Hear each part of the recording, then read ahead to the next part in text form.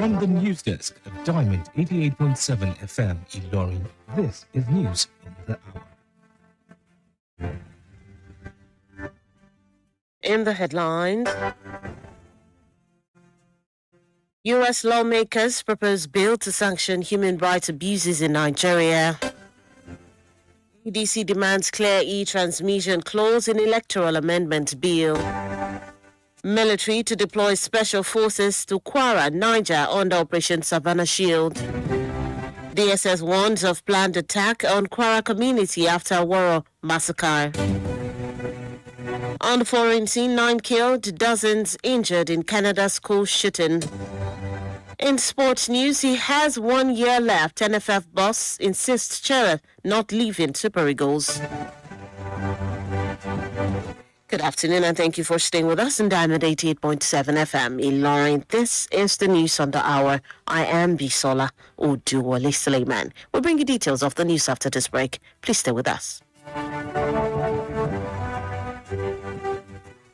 See, wait, he's from our tribe and we are of the same religion. So we have to protect our own. Our tribe isn't corrupt. I beg you, leave them now our Peking. Wait, stop and think. Do you realize that the impact of corruption and careless decisions by that clansman or family member of yours doesn't know tribalism or nepotism? Let's hold everyone accountable for a better society and country. If you see something, say something to the right authorities. This message is reaching you from Diamond 88.7 FM Ilorin.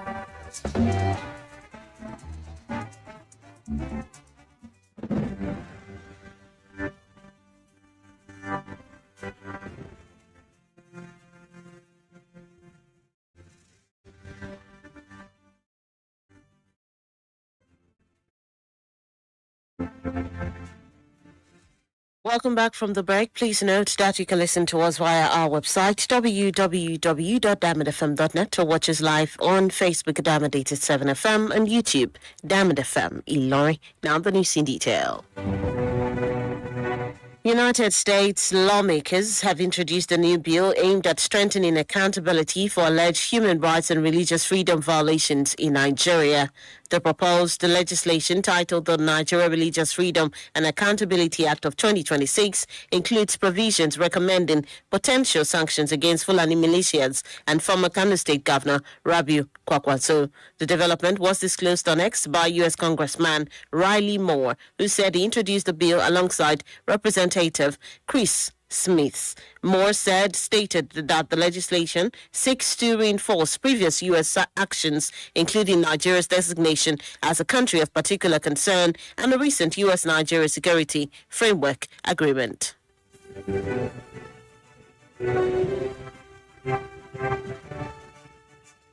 Senator Onyebuchi Nwebonyi, representing Ebonyi North, has said the Senate's recent amendment to the Electoral Act has officially recognized the INEC results viewing portal, IREV, as a statutory reference point for election results. The Senate had earlier rejected compulsory electronic transmission of results, but reversed its position following public backlash.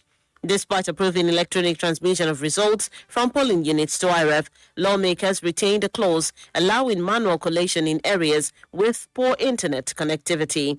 Speaking on national television reported by Diamond FM today, Nwebonyi defended the Senate's action, saying lawmakers deserve commendation rather than criticism. The African Democratic Congress, ADC, has called for an electoral amendment act that unequivocally mandates real-time electronic transmission of election results without exceptions. The party made the demand in a statement issued on Wednesday by its spokesman, Bolaji Abdullah. The statement insisted that such clarity is essential to strengthening Nigeria's democracy. The ADC said the credibility of elections depends on firm legal guarantees rather than assurances, warning that any ambiguity or discretionary provisions could undermine public trust. It urged the National Assembly to urgently remove clauses that dilute safeguards around the electronic transmission and collation of results. Meanwhile, human rights activist Omoyele Sowore has said Nigerian senators cannot be trusted to guarantee real-time electronic transmission of election results in the ongoing amendment to the Electoral Act. Sowore made the remark on Wednesday during an appearance on national television and reported by Diamond FM.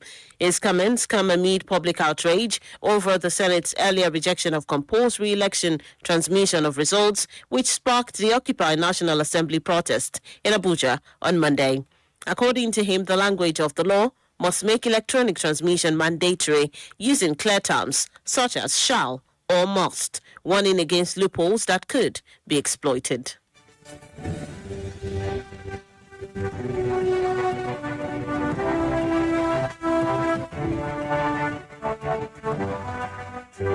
Still in the news, the Department of State Services, DSS Kwara State Command, has alerted the police to a potential attack on Bagwe community in Baratin local government area, days after a deadly assault on Woro in Kayama local government area left scores dead. In a letter dated February 5, 2026, and signed by the State Director J.S. Adams, the DSS warned of a build-up of armed men suspected to be Mahmuda elements around Kiyoru settlement in Gwanara district, urgent action to prevent a breakdown of law and order. The memo addressed to the Commissioner of Police in Ilorin highlighted the history of violent activities around the Kanje Lake National Park corridor and called for heightened vigilance. The Chief of Defense Staff, General Olufemi Oluyede, has announced plans to deploy special forces to Kwara State and parts of Niger State as part of the newly activated Operation Savannah Shield, aimed at curbing rising banditry and terrorism in the North Central region. He made the disclosure on Tuesday during the 2025 Budget Appraisal and Defense of the 2026 proposal before the House Committee on Defense. Oluyede revealed that elite troops have already been deployed to Benue and Plateau states, while a new joint task force will specifically oversee operations in Kwara and Niger. He noted that resources are being drawn from other operational theaters to strengthen the initiative, adding that Nigeria is also working with allied countries to address intelligence gaps without compromising national sovereignty.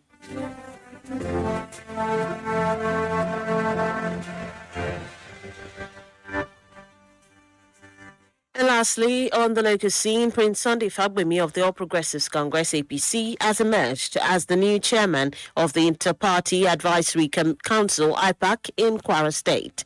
The election, which was witnessed by IPAC national officers of the Independent National Electoral Commission INEC, and security agencies, produced other executive members to steer the affairs of the council. In his acceptance speech, Fagbemi commended the IPAC national officials, participating political parties, INEC officials, and security agencies for ensuring a credible process. He pledged to provide purposeful leadership and work with all stakeholders to strengthen inter-party collaboration in the state. And that's it on the local scene. The news on the hour is reaching you from Diamond 88.7 FM Ilorin. We'll take a short break. When we return, we'll bring you foreign and sports news. In foreign news, 9 killed, dozens injured in Canada school shooting. We'll bring you that story and many others after the break. Please stay with us.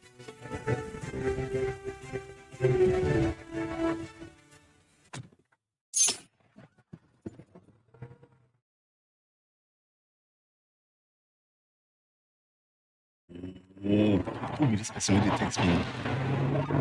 Oh, Bola. Me I go please check am. I text you it.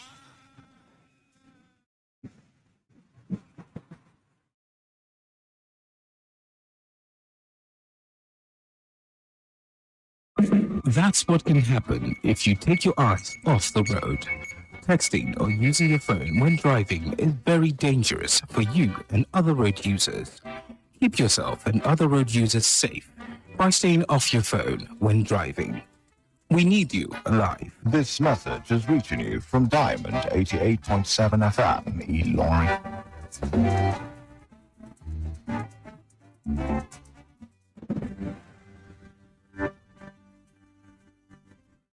Welcome back from that break. You're still listening to the news on the hour, reaching you from Diamond 88.7 FM in Loring. Before that break, we brought you local stories. Now we move on to the foreign scene. In foreign news, 9 people were killed and 27 others injured in a mass shooting at a secondary school and nearby residents in Tumbler Ridge, British Columbia, on Tuesday. The Royal Canadian Mounted Police, RCMP, said 2 of the injured are in serious condition, while 25 sustained non-life-threatening injuries.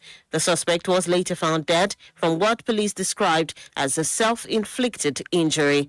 Police said an active shooter alert was issued at Tumbler Ridge Secondary School on Tuesday afternoon. 6 victims were found dead inside the school, while a 7th died on the way to the hospital.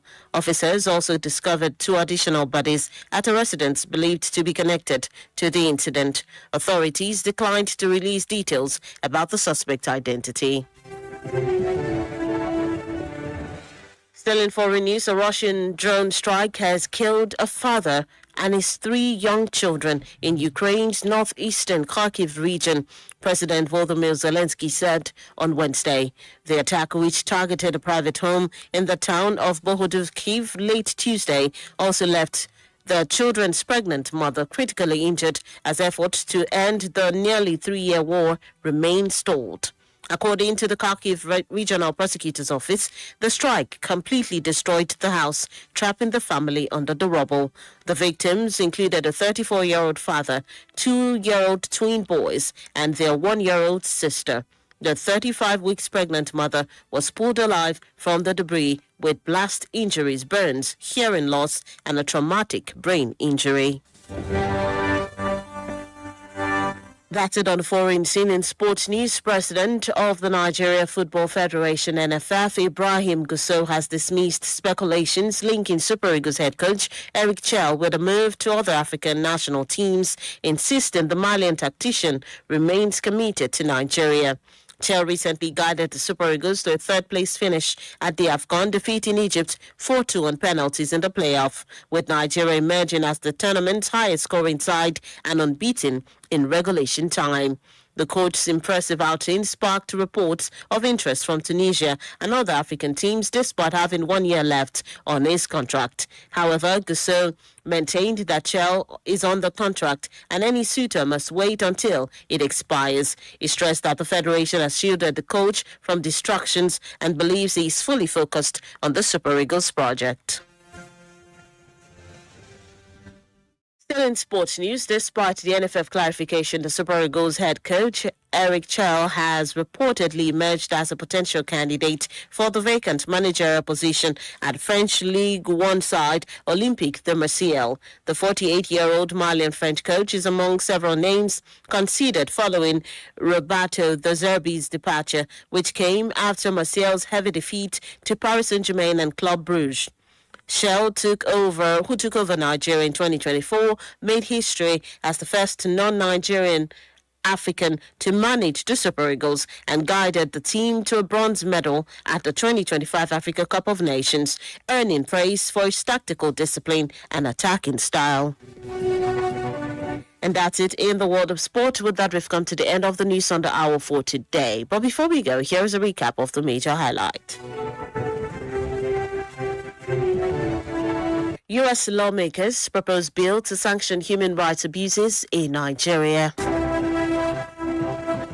ADC demands clear e-transmission clause in electoral amendment bill.